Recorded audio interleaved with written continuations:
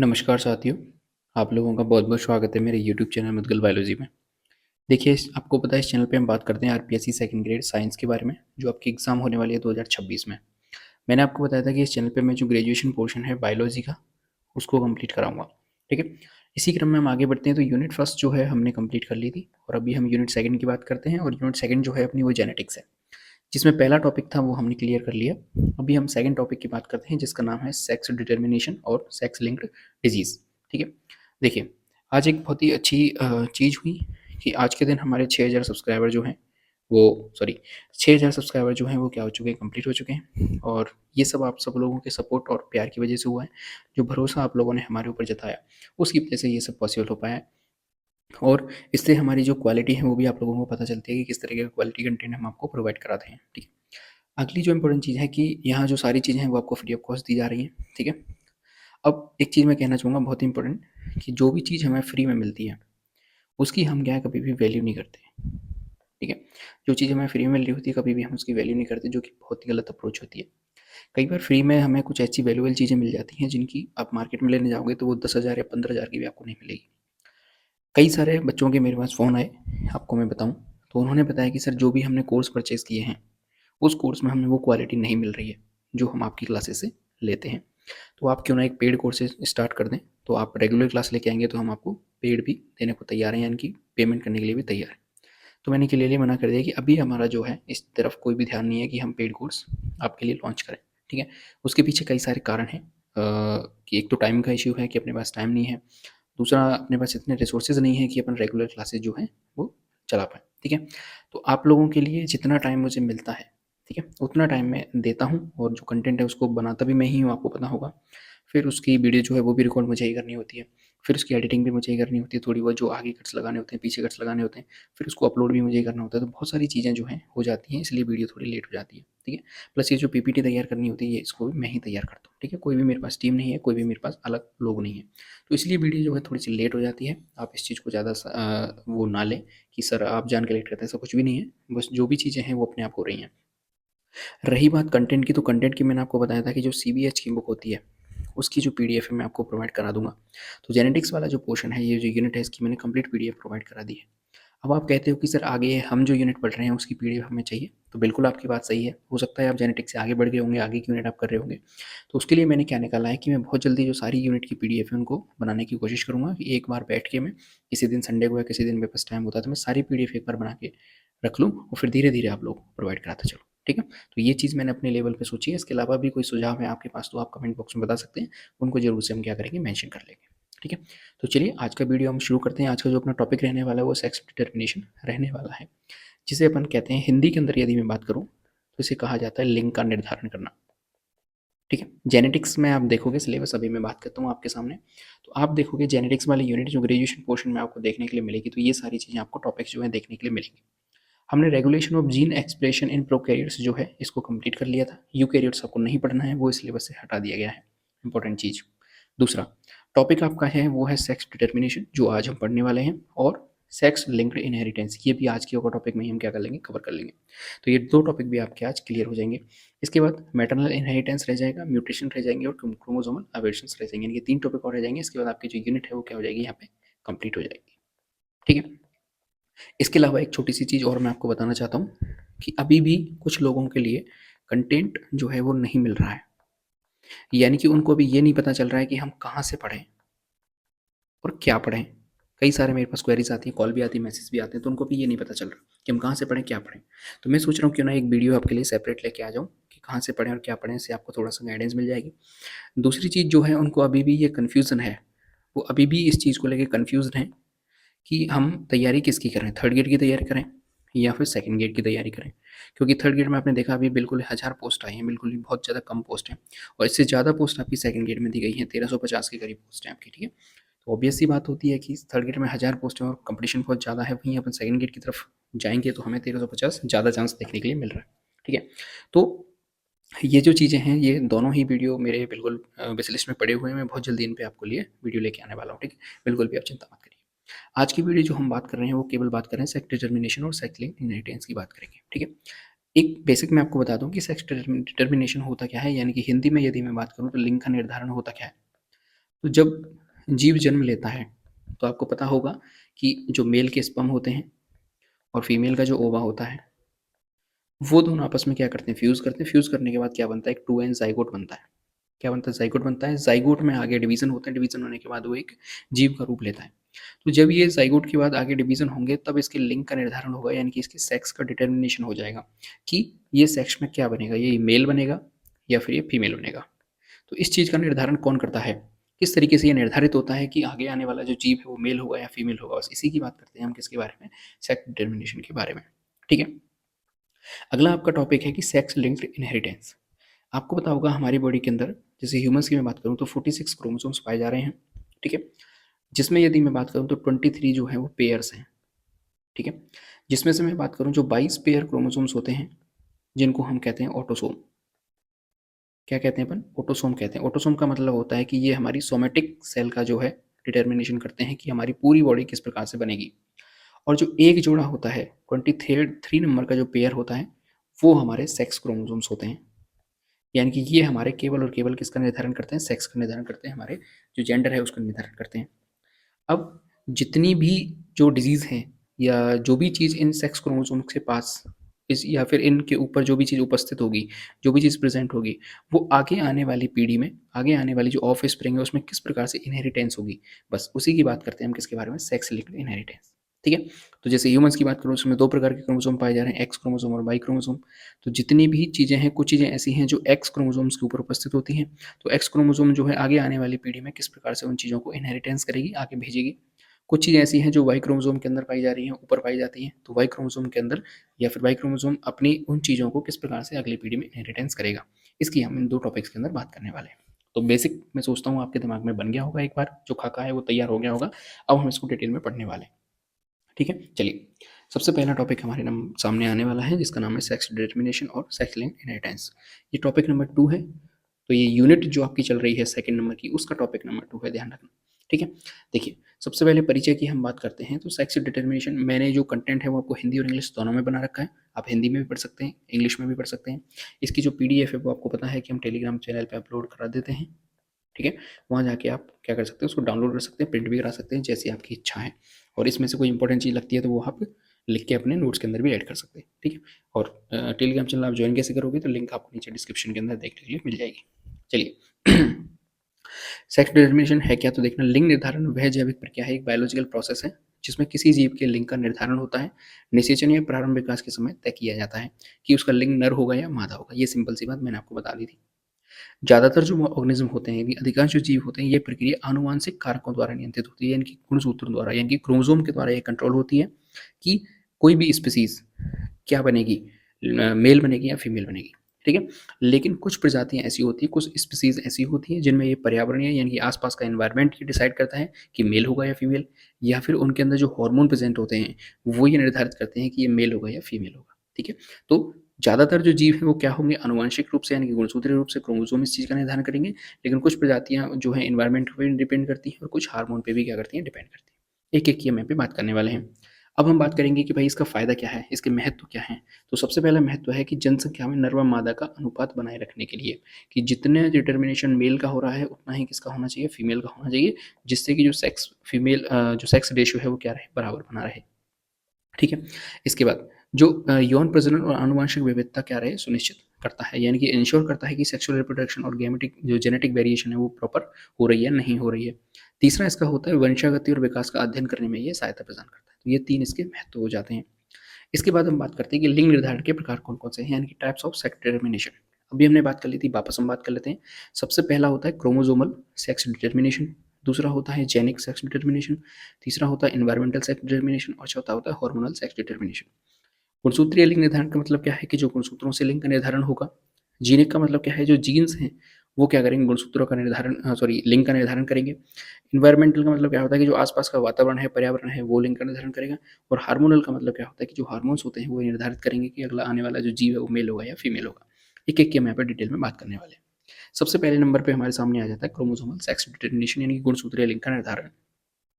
इस प्रणाली में यानी कि इन सिस्टम में क्या होता है कि विशेष गुणसूत्र जिन्हें अपन सेक्स क्रोमोसोम्स कहते हैं या फिर सेक्स गुणसूत्र कहते हैं, एक्स वाई जेड और डब्ल्यू, ये 4 प्रकार के सेक्स क्रोमोसोम पाए जाते हैं, जिनमें एक्स और वाई तो ह्यूमंस के अंदर हमें देखने को मिलते हैं, और जेड और डब्ल्यू जो है वो अलग अलग जीवों में, दूसरे जीवों में हमें देखने को मिलते हैं। इनकी हमें आगे बात करेंगे।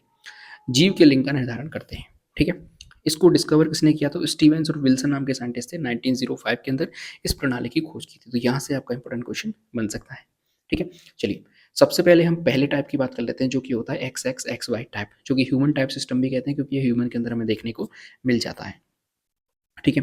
तो ये आपसे पूछा जाएगा, ठीक है। यहाँ से क्वेश्चन के प्रकार बनते हैं वो मैं आपको बता देता हूँ, कि यहाँ से क्वेश्चन इस प्रकार बनता है कि एक्स एक्स एक्स वाई प्रकार का लिंग निर्धारण किस में पाया जाता है। तो आपको पता होना चाहिए कि ये ह्यूमंस के अंदर भी पाया जाता है, ये मेमल्स के अंदर भी पाया जाता है, और ड्रोसोफिला के अंदर भी पाया जाता है। तो यहाँ से क्वेश्चन आपका बन सकता है, ठीक है। इसके बाद जो फीमेल होती है वो होमोगेमेटिक होती है, यानी कि उसके जो गैमेट्स होते हैं, उसके जो क्रोमोसोम होते हैं वो सेम होते हैं, एक्स एक्स प्रकार के क्रोमोसोम वो बनाती है। जबकि जो मेल होता है वो हेट्रोगैमेटिक होता है, यानी कि उसके जो गैमेट्स होते हैं वो अलग प्रकार के बनते हैं, एक्स और वाई दो क्रोमोसोम्स पाए जाते हैं, ठीक है, क्रोमेटिक होती है। फीमेल जो है वो सेम प्रकार के जो एग से प्रोड्यूस करती है, जिनके पास एक्स क्रोमोसोम्स होते हैं। मेल जो है वो दो प्रकार के स्पर्म प्रोड्यूस करता है, जिनमें एक कुछ के पास एक्स होता है, कुछ के पास वाई होता है, ठीक है। जो भी स्पर्म जिनके पास एक्स क्रोमोसोम्स होंगे वो फीमेल बनाएगा, और जो वाई क्रोमोसोम्स जिसके पास होंगे वो क्या करेगा? मेल बनाएगा, ठीक है। यदि एक्स वाला जो शुक्राणु है वो अंडे को निषेचित करता है तो मादा बनेगी, और यदि वाई वाला करेगा तो क्या बनेगा? नर बनेगा। ये सिंपल सी चीजें हैं, आपको पता है, ठीक है। Hence mill determine the sex of offspring, यानी कि ये इंपॉर्टेंट बात है इसमें, कि इस प्रकार का जो प्रकार होता है एक्स एक्स एक्स वाई प्रकार का जो सिस्टम होता है, उसमें जो संतान के लिंग का निर्धारण कौन करता है? नर करता है। ये आपको पता होना चाहिए, ठीक है। मेल में आपको पता होगा, यहाँ पे हम देख लेते हैं एक्स वाई सिस्टम का मतलब क्या होता है, कि ये एक्स वाई है यानी कि ये मेल है, और ये भी क्या है? एक्स वाई है, ये भी मेल है, ठीक है, सॉरी। और यहाँ पे हम देखेंगे तो ये एक्स एक्स है, ये क्या है? फीमेल है। अब ये जो है दो प्रकार के गैमेट्स स्पर्म फॉर्मेशन करेगा, कुछ में एक्स होगा, कुछ में वाई होगा, और ये जो गैमेट्स फॉर्मेट करेगी इसमें दोनों प्रकार के जो गैमेट्स है वो सेम रहेंगे। इन दोनों का यदि क्रॉस होता है तो मान के चलिए एक्स एक्स क्रॉस हो जाता है तो क्या बनेगी? फीमेल बनेगी, और एक्स वाई का क्रॉस हो जाता है तो क्या बनेगा? मेल बनेगा, ठीक है। और यहाँ पे जो चांसेस रहते हैं वो क्या रहते हैं? 50-50% का रेशियो रहता है। किसी भी प्रकार से हम ये फिक्स नहीं कह सकते कि लड़का होगा या लड़की होगा, ठीक है। चलिए, दूसरे नंबर का जो टाइप आता है वो आता है एक्स एक्स और एक्स जीरो भी अपन इसे कह देते हैं, एक्स नॉट भी अपन इसे कह देते हैं, और एक्स ओ भी अपन कह देते हैं। यानी कि यहाँ पे वाई जो क्रोमोसोम है वो बिल्कुल लुप्त हो जाता है, वहाँ किसी भी प्रकार का कोई भी क्रोमोसोम नहीं पाया जाता, ठीक है। ये किसके अंदर पाया जाता है? तो यहाँ से प्रीवियस ईयर के अंदर क्वेश्चन पूछा गया था कि ग्रास ऊपर के अंदर किस प्रकार का जो सेक्स डिटर्मिनेशन है वो पाया जाता है। तो आपको पता होना चाहिए एक्स एक्स एक्स जीरो प्रकार का जो है सिस्टम पाया जाता है यहाँ पे, ठीक है। चलिए, अगला होता है कुछ कीटों के अंदर भी यही सिस्टम पाया जाता है।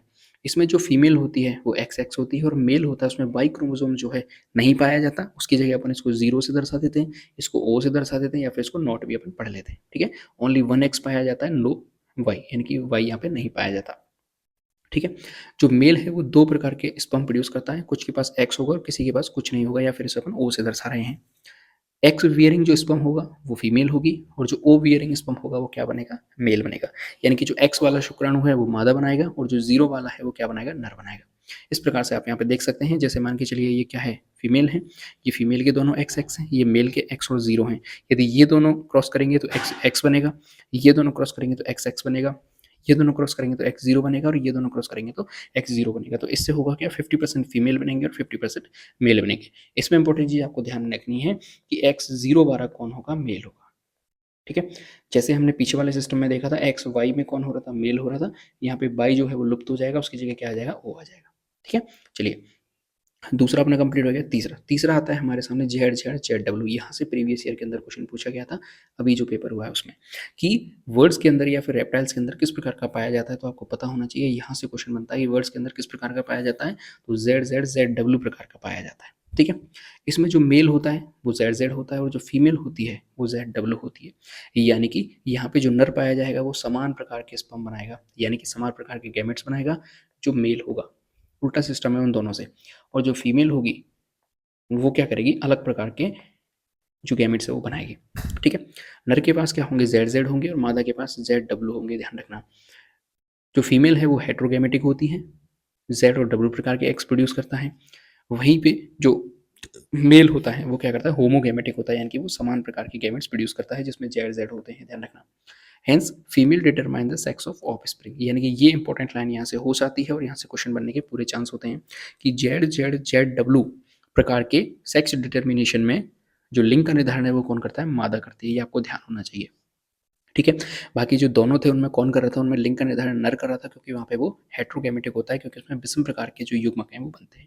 ठीक है, इसको अपन वर्ड टाइप भी कह देते हैं, क्योंकि यहाँ पे जो जेड डब्ल्यू प्रकार का पाया जा रहा है वो मोस्टली किसके अंदर पाया जाता है, वर्ड्स के अंदर पाया जाता है। ठीक है, यहाँ पे आप देख भी सकते हैं जेड डब्ल्यू, एक जो जेड जेड है ये तो है मेल और जेड डब्ल्यू है ये फीमेल। ये जो प्रोड्यूस करेगा वो जेड जेड तो होमोगेमेटिक है, क्योंकि ये क्या कर रहा है, दोनों समान गैमेट्स प्रोड्यूस कर रहे हैं। ये जो हेट्रोगैमेटिक होती है, क्योंकि ये दो अलग अलग प्रकार की गैमेट प्रोड्यूस कर रही है। यहाँ पे यदि इन दोनों का क्रॉस होगा तो जेड जेड हुआ, तो जेड जेड से कौन बनेगा, मेल बनेगा, और जेड डब्ल्यू हुई तो कौन बनेगी, फीमेल बनेगी। और यहाँ पे क्या होता है, यहाँ पे भी बिल्कुल 50-50% चांस होते हैं कि 50% मेल बनेगी और 50% फीमेल्स बनेंगी। ठीक है, चलिए पहला तीसरा आपका कंप्लीट हो जाता है। उसके बाद लास्ट और इंपॉर्टेंट बचता है अपने पास हैप्लोडिप्लॉइड टाइप, जिसे हम बी टाइप भी कह देते हैं, जो मधुमक्खी के अंदर पाया जाता है। ये हनी बीज के अंदर पाया जाता है, चींटियों के अंदर पाया जाता है, और जो ततैया होता है, इनके जो वेस्प होते हैं उनके अंदर ये हमें देखने को मिलता है। इसमें जो फर्टिलाइज एग होते हैं वो फीमेल बनाती हैं, जो अनफर्टिलाइज होते हैं वो मेल बनते हैं, और जो मेल्स होते हैं वो हैप्लॉइड होते हैं। ध्यान रखना, बहुत ही इंपॉर्टेंट लाइन है। और पार्थिनोजेनेसिस से डेवलप होते हैं। और पार्थिनोजेनेसिस होता क्या है कि जिसमें फर्टिलाइजेशन नहीं हो और बिना फर्टिलाइजेशन के कोई जीव जो है वो विकसित हो जाता है, डेवलप्ड हो जाता है, तो उसको अपन क्या कह देते हैं, पार्थिनोजेनेसिस कह देते हैं। यानी कि कोई भी ऐसी प्रक्रिया जिसमें युग्मकों का संलयन हुआ, यानी कि युग्मकों का संलयन हुआ ही नहीं। ठीक है, युग्मकों के संलयन को अपन क्या कहते हैं, फर्टिलाइजेशन कह लेते हैं, लेकिन यहाँ पे युग्मकों का संलयन हुआ ही नहीं और डायरेक्ट एग से ही या फिर डायरेक्ट स्पर्म से ही कोई क्या बन गया, जीव बन गया नया, तो उसे अपन क्या कह देते हैं, फर्टिलाइजेशन कह देते हैं। ठीक है, सॉरी, फर्टिलाइजेशन के पार्थिनोजेनेसिस कह देते हैं। ठीक है, जैसे यहाँ पे देखिए ये क्वीन है, तो ये 2n है, इसके पास 32 क्रोमोसोम्स हैं। अब इसमें क्या होगा, मियोसिस होगा, मियोसिस होने से क्या होगा, कुछ विदाउट फर्टिलाइजेशन के पार्थिनोजेनेसिस से बनेंगे। तो जब पार्थिनोजेनेसिस होगी तो यहाँ पे फर्टिलाइजेशन हुआ नहीं, फर्टिलाइजेशन हुआ नहीं तो कितने जो क्रोमोसोम बनेंगे, इसके पास 16 बनेंगे। ठीक है, और ये कौन होंगे, ये मेल होंगे, जिनको अपन ड्रोन कहते हैं। ठीक है, इसके बाद होगा क्या, आगे एन होगा जो कि हैप्लॉइड होंगे, लेकिन जो दूसरे ड्रोन आ रहा होगा उसमें माइटोसिस हो रहा है, इसके पास जो क्रोमोसोम होंगे वो भी हैप्लॉइड होंगे, और इन दोनों का क्या होगा, फर्टिलाइजेशन होगा। फर्टिलाइजेशन से जो फीमेल बनेगी वो कैसी होगी, डिप्लॉइड होगी, जो कि क्या करेंगी, वर्कर कहलाती हैं। तो इस डायग्राम के अंदर भी आप इस चीज़ को समझ सकते हैं। ठीक है, तो पहला जो हमारा क्रोमोसोम वाला था डिटर्मिनेशन वो कंप्लीट हो चुका है। दूसरे नंबर पे हम बात करते हैं किसके बारे में, जेनिक सेक्स डिटर्मिनेशन के बारे में।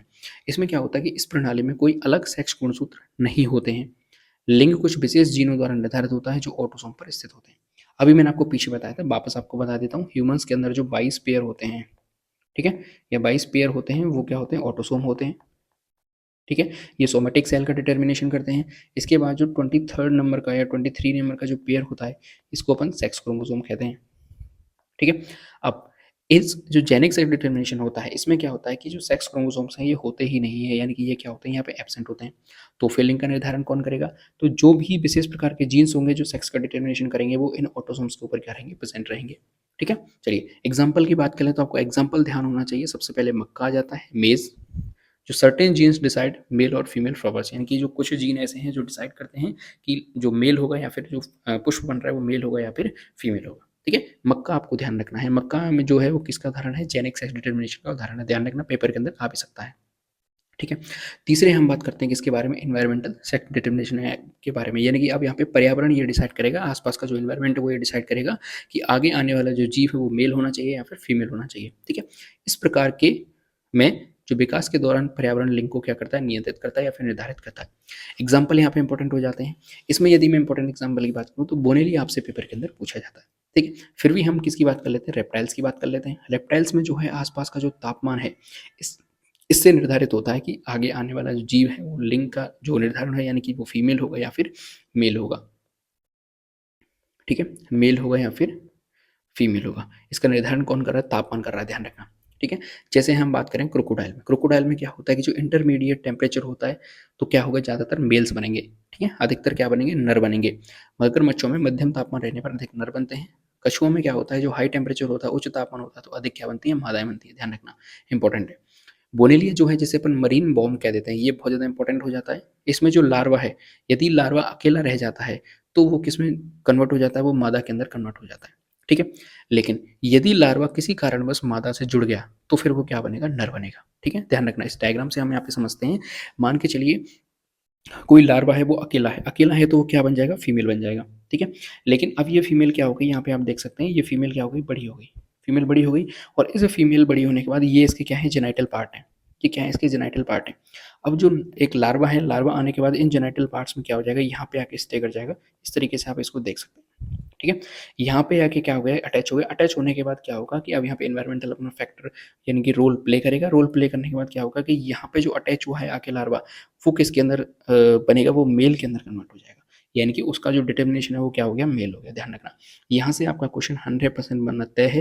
यदि सेक्स डिटर्मिनेशन से डीपली पेपर बनता है, इन्वायरमेंटल से आपसे पूछा जाएगा, तो बोनेलिया आपसे पूछा जाएगा 100%। इतना ये इंपॉर्टेंट हो जाता है, ध्यान रखना, ठीक है। कहीं भी आपके नोट्स लिख रहे हैं उसको मेंशन जरूर कर लेना, यहाँ से क्वेश्चन बनेगा। फिर से आपको बता रहा हूँ, यदि लार्वा फ्री लिविंग है, लार्वा फ्री लिविंग है तो वो अपने आप क्या बन जाएगा, फीमेल बन जाएगा। लेकिन यदि लार्वा जो है गलती से फीमेल के अटैच हो जाए या फीमेल से जाके टच हो जाए, तो वो क्या बन जाएगा, मेल बन जाएगा, ठीक है। ध्यान रखना, शॉर्ट शब्दों में मैंने आपको अच्छे से बता दिया। चलिए, अगला आता है हमारे सामने लास्ट एंड फाइनल, जिसे अपन कहते हैं हार्मोनल सेक्स डिटर्मिनेशन। यानी कि यहाँ पे लिंग का निर्धारण कौन करेगा, हार्मोन्स करेंगे। किस प्रकार से करेंगे, देखना। भ्रूणीय विकास के दौरान हार्मोन लिंग विभेदन को प्रभावित करते हैं। एम्ब्रियोनिक डेवलपमेंट के दौरान ये डिफरेंशिएशन होता है। एग्जाम्पल की बात करें तो कुछ पक्षियों में और मछलियों में हार्मोनल असंतुलन से लिंग का क्या होता है, परिवर्तन संभव है। मनुष्यों में हार्मोनल असंतुलन इंटरसेक्स स्थिति उत्पन्न कर सकता है। हमने देखा भी है कि कई बार क्या होता है कि हार्मोनल इम्बैलेंस हो जाते हैं, जो हार्मोन्स के लेवल इम्बैलेंस हो जाते हैं, तो कई बार मेल्स के अंदर फीमेल के कैरेक्टर आ जाते हैं, ये चीज़ हमने देखी भी है। और कई बार फीमेल के अंदर क्या आ जाते हैं, मेल्स के कैरेक्टर आ जाते हैं। ये सब किसकी वजह से हो रहा है, हार्मोन्स के इम्बैलेंस की वजह से हो जाता है, ठीक है। चलिए, तो यहाँ पे आपका जो सेक्स डिटर्मिनेशन है वो वाला टॉपिक कंप्लीट हो जाता है। मैंने आपको बता दिया जो इंपॉर्टेंट पॉइंट्स थे जहाँ से क्वेश्चन आपके बनने के चांस थे। बहुत छोटा टॉपिक है, यहाँ से क्वेश्चन बनेगा तो टाइप से बन जाएगा, और टाइप में भी कहाँ से बन जाएगा, आपका क्रोमोसोम वाले टाइप में से ही क्वेश्चन बनने के पूरे चांसेस होते हैं। दो मैंने पीवाईक्यूज भी बता दिए जहाँ से क्वेश्चन पूछे जाते हैं आपके। अगला इससे इंपॉर्टेंट क्वेश्चन जो टॉपिक है हमारा वो निकल के आता है, जिसका नाम है सेक्स लिंक्ड इनहेरिटेंस, जिसे हम लिंग संबंध वंशागति भी कह देते हैं। इसका मतलब क्या होता है, सुनना। कुछ आनुवंशिक रोग ऐसे होते हैं या ऐसे जीनों के कारण होते हैं जो सेक्स गुणसूत्रों पर स्थित होते हैं, ना कि ऑटोसोम्स पर। मैंने आपको बता दिया था कि 22 पेयर जो है ऑटोसोम्स पाए जाते हैं, 23 पेयर नंबर का जो है सेक्स क्रोमोसोम पाया जाता है, जिसमें एक बड़ा होता है जिसे अपन एक्स कहते हैं, छोटा होता है जिसे अपन वाई कहते हैं। यानी कि अब ऐसे कुछ आनुवंशिक रोग होते हैं, कुछ ऐसे जेनेटिक डिसऑर्डर होते हैं जो इन पे जीन्स उपस्थित होते हैं। इन दोनों क्रोमोसोम पे जो जीन उपस्थित होंगे उनकी वजह से वो जो आनुवंशिक डिजीज है, या फिर मैं बात करूं जो आनुवंशिक रोग है, वो होते हैं, ठीक है। चलिए, ऐसे रोगों को अपन क्या कह देते हैं, लिंग संबंध रोग कह देते हैं, या फिर सेक्स लिंक्ड डिजीज कह देते हैं। इनकी जो वंशागति होती है इस बात पर निर्भर करती है कि जीन एक्स गुणसूत्र है या वाई गुणसूत्र पर। दो प्रकार हमारे सामने आ गए।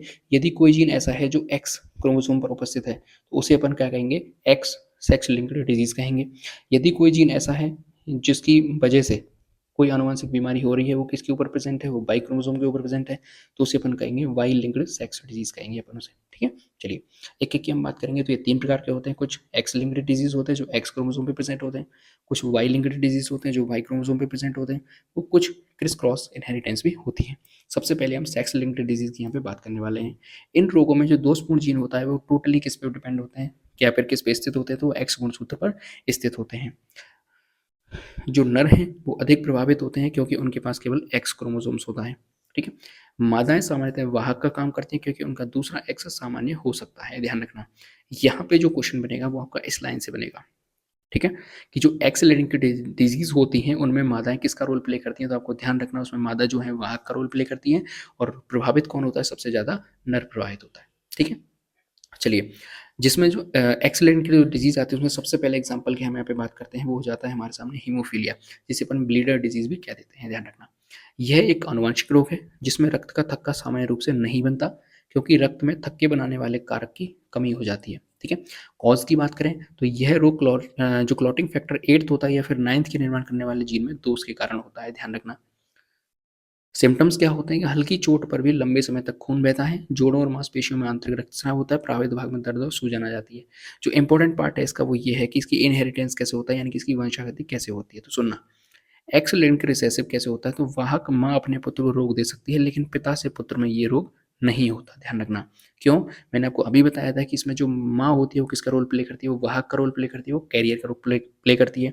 चूंकि वो कैरियर है तो वो किसको रोग दे सकती है, वो पुत्र को रोग दे सकती है, ठीक है। लेकिन पिता से ये पुत्र में रोग नहीं होगा। क्यों नहीं होगा, क्योंकि पिता कभी भी इसमें कैरियर का रोल प्ले नहीं करता है। ध्यान रखना, तो यहाँ से आपका जो है एक जो कथन वाले क्वेश्चन आजकल आ रहे हैं पेपर के अंदर वो ये बन सकता है। ध्यान रखना, एग्जाम्पल की हम यहाँ पे बात कर लेते हैं। मान के चलिए कोई कैरियर मदर है, उसके जो क्रोमोसोम्स हैं वो कुछ इस प्रकार के हैं जिनमें एक्स एच है और एक एक्स स्मॉल एच है। कैपिटल एच का मतलब है कि वो क्या है यहाँ पे प्रभावी है, ठीक है। और जो नॉर्मल फादर है वो बेचारा क्या है, वो भी क्या है यहाँ पे प्रभावी है। तो जो सन्स होंगे वो 50% नॉर्मल होंगे और 50% कैसे होंगे, हीमोफिलिक होंगे। जो डॉटर्स होंगी वो 50% कैरियर होंगी और 50% नॉर्मल होंगी, ठीक है। इंग्लैंड की रानी विक्टोरिया इस जीन की वाहक थी, ध्यान रखना, इसलिए इसे रॉयल डिजीज भी कहा जाता है, ठीक है। तो यहाँ पे जो बात थी वो मैंने आपको कंप्लीट बता दी। दूसरी डिजीज आती है जो एक्स लिंक्ड सेक्स डिजीज होती है, वो कौन सी है, रंग अंधता है, जिसे अपन कलर ब्लाइंडनेस भी कह देते हैं। इसमें होता क्या है कि यह दृष्टि की विकृति है जिसमें व्यक्ति लाल और हरे रंग में अंतर नहीं कर पाता। यहाँ से भी क्वेश्चन कई बार बन जाता है कि जो कलर ब्लाइंडनेस पर्सन है वो कौन से रंगों को नहीं पहचानता, तो लाल और हरे रंग को नहीं पहचानता है। यदि हम कारण की बात करें तो यहाँ पे होता क्या है कि रेटिना की जो कौन कोशिकाएं होती हैं, जो कौन सेल्स होती हैं, उनमें जो जीन के म्यूटेशन के कारण ये रोग हो जाता है, ध्यान रखना, ठीक है। अब इसके कुछ प्रकार होते हैं, तो दो प्रकार का होता है। सबसे पहले होता है रेड ग्रीन कलर ब्लाइंडनेस, जो कि मोस्ट कॉमनली होता है। कुछ होता है ब्लू येलो कलर ब्लाइंडनेस, जो कि रेयरली हमें देखने को मिलता है, ध्यान रखना। यहाँ से क्वेश्चन किस प्रकार से बनेगा कि सामान्य रूप से जो कलर ब्लाइंडनेस है उसमें व्यक्ति कौन सी कलर नहीं पहचान पाता, ये तो हमें पता है, रेड और ग्रीन को नहीं पहचान पाता। अगला क्वेश्चन यहाँ से ये बन सकता है कि जो रेयरली यानी कि दुर्लभ रूप से पाई जाने वाली बीमारी है कलर ब्लाइंडनेस, उसमें कौन कौन से रंगों को नहीं पहचानता, तो ब्लू और येलो। तो आपको 4 कलर ध्यान रखने, रेड ग्रीन ब्लू, ये तो आपको याद हो जाएंगे, कि येलो कलर को और याद कर लेना, ठीक है। लक्षण की हम यहाँ पे बात कर लेते हैं, तो यहाँ पे डिफिकल्टी हो जाती है पहचानने में। जो ट्रैफिक लाइट्स के कलर होते हैं, मैप्स में जो कलर होते हैं और चार्ट्स में जो कलर होते हैं, उनको व्यक्ति नहीं पहचान पाता। इसकी वंशागति किस प्रकार से होती है, तो देखना, ये एक्स लिंक्ड रिसेसिव डिजीज है। ये जो है अकर्स होता है मोस्टली किनके अंदर, मेल्स के अंदर। फीमेल जो है मोस्टली इसमें क्या होती है, कैरियर होती है, यानी कि ये भी हीमोफीलिया जैसा ही रोग होता है। एग्जाम्पल की बात कर ले, यहाँ पे जो कैरियर मदर है वो किस प्रकार से होगी, नॉर्मल फादर है वो इस प्रकार से होगा। इसमें 50% सन जो है वो कलर ब्लाइंड होंगे और 50% डॉटर्स जो है वो कैरियर का रोल प्ले करेंगी, ठीक है। आगे बढ़ते हैं, तीसरी डिजीज आती है हमारे सामने, जिसे अपन ड्यूचेन पेशिया या मस्कुलर डिस्ट्रॉफी कह देते हैं, ध्यान रखना। ये क्या होता है, यह एक गंभीर एक्स जो लिंक्ड डिजीज है, जो मांसपेशियों की कमजोरी और डिजेनरेशन का कारण बनती है। इसका कॉज क्या है, तो जो डिस्ट्रोफिन नाम की प्रोटीन होती है, उसको जो जीन बनाते हैं उसमें म्यूटेशन हो जाता है, ठीक है। यदि हम लक्षण की बात करें तो यहाँ पे होता क्या है, बचपन में 2 से 6 वर्ष की जब उम्र होती है उसमें मांसपेशियां कमजोर हो जाती हैं, चलने, सीढ़ी चढ़ने या खड़े होने में कठिनाई होती है। धीरे धीरे पक्षाघात यानी कि पैरालिसिस हो जाता है व्यक्ति, और 20-30 की वर्ष में उसकी क्या हो जाती है, मृत्यु हो जाती है, ठीक है। इसका कोई भी कंप्लीट क्योर नहीं है, यानी कि इसको ठीक नहीं किया जा सकता। फिजियोथेरेपी और आनुवंशिक परामर्श यानी जेनेटिक काउंसलिंग द्वारा ही इस पर क्या किया जा सकता है, नियंत्रण किया जा सकता है, ठीक है। अब इसमें देखना होगा क्या, यहाँ से एक्स वाई ये नॉर्मल मेल है, एक्स एक्स एक्स ये क्या है, फीमेल। अब इसके पास जो एक्स डी हम देख रहे हैं, तो इसके पास एक ऐसा जीन आ गया है जिसके अंदर ये बीमारी है, तो ये क्या करेगी, बच्चे को ये बीमारी दे देगी, ठीक है, ध्यान रखना। आगे हम बढ़ते हैं, वो हमारे बाइलिंगुअल डिजीज आ जाते हैं, यानी कि ऐसे जीन, यहाँ पे ये एक्स की जगह क्या हो जाएगा, बाई हो जाएगा, यानी कि ऐसे जीन जो किस पे प्रेजेंट होंगे, बाई क्रोमोसोम पे प्रेजेंट होंगे, ठीक है। वाई जो संबंध रोग हैं वो बाई गुणसूत्र पर स्थित होते हैं, दोषपूर्ण जीनों के कारण होते हैं। ये रोग पिता से पुत्र तक जाते हैं, ध्यान रखना। अब ये पिता से पुत्र जाएंगे, ये क्यों इंपॉर्टेंट है, क्योंकि जो वाई क्रोमोसोम है वो किसके पास होता है, नर के पास होता है, फीमेल के पास तो होता ही नहीं है। तो पिता से पुत्र में जाएंगे, पिता से पुत्री में जा ही नहीं सकते, माता से पुत्री में जा ही नहीं सकते, पुत्रियों में कभी भी नहीं पाए जाते, ध्यान रखना, इंपॉर्टेंट लाइन है, यहाँ से ये कथन वाला क्वेश्चन बन सकता है। आगे देखते हैं, सबसे पहला जो डिजीज आती है हमारे सामने वो आती है हाइपरट्राइकोसिस, जिसे अपन अत्यधिक बाल कहते हैं।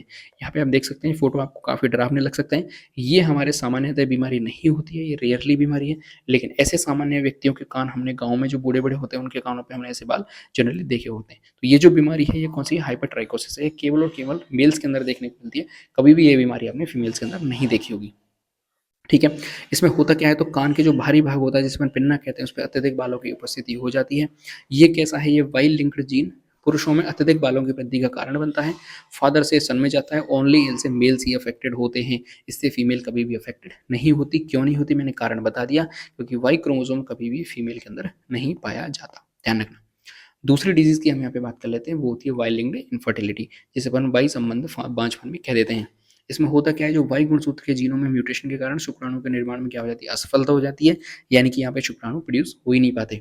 सिम्टम्स क्या होते हैं कि लो स्पर्म काउंट हो जाता है, यानी कि शुक्राणु की संख्या कम हो जाती है, जिससे क्या हो जाती है, इनफर्टिलिटी आ जाती है या फिर बांझपन हो जाता है। ये जीन भी क्या होते हैं, पिता से पुत्र में आगे जाते हैं, इसमें भी पुत्रियों का कोई रोल नहीं होता। तो इस तरीके से हमने आज की वीडियो में जो है 2 टॉपिक को कवर कर लिया। हमने सेक्स डिटर्मिनेशन को भी कंप्लीट कर लिया, और जो सेक्स लिंक्ड डिजीज होती हैं उनको भी क्या कर लिया, हमने कंप्लीट कर लिया, ठीक है। आगे आने वाले वीडियो में हम आगे के टॉपिक्स भी कवर कर लेंगे। इसके अलावा जो आगे जो 2 वीडियो मुझे आपको बतानी है, जिसमें हम कंटेंट की बात करेंगे कि कौन सी कंटेंट आपको कौन सी बुक्स पढ़नी चाहिए, सारी आपको स्ट्रेटजी वापस में बता दूंगा। और दूसरा जो है आपको किसकी तैयारी अब करनी चाहिए, यदि सेकंड ग्रेड की तैयारी आप आज से शुरू करते हैं तो कुछ हो सकता है या नहीं हो सकता। ये 2 वीडियो जो हैं वो जल्दी आपको देखने के लिए मिल जाएँगी। अगर आपको वीडियो अच्छी लगी है तो लाइक ज़रूर कर दें, चैनल को आप सब्सक्राइब ज़रूर कर दें। वापस बता देता हूँ 6000 सब्सक्राइबर हमारे कंप्लीट हो चुके हैं। अब आपका जो नेक्स्ट टारगेट है वो 10,000 सब्सक्राइबर हमारे हैं। आपके सपोर्ट से ये बहुत जल्दी अपन अचीव कर भी लेंगे, ठीक है? पीडीएफ चाहिए, पीपीटी चाहिए तो आप टेलीग्राम चैनल को जाके ज्वाइन कर सकते हैं, जिसकी लिंक आपको नीचे डिस्क्रिप्शन में देखने के लिए मिल जाएगी। चैनल को जरूर सब्सक्राइब कर दें, दोस्तों के साथ वीडियो को शेयर जरूर कर दें। इसके अलावा देश से प्यार करें, माता पिता से प्यार करें। जय हिंद।